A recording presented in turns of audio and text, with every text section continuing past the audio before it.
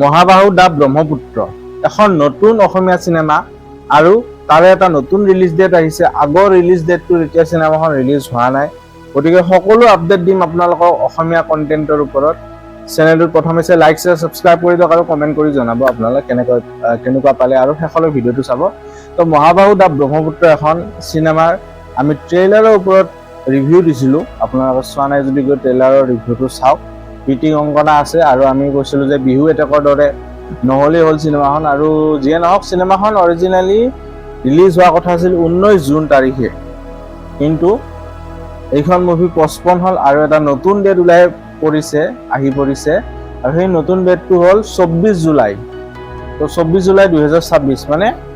July মাহৰ 24 তাৰিখে সিনেমাখন release হ'ব কিন্তু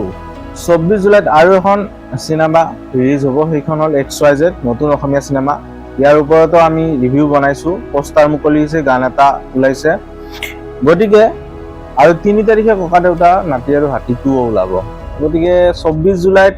এই মহাবাহু দা ব্ৰহ্মপুত্ৰখন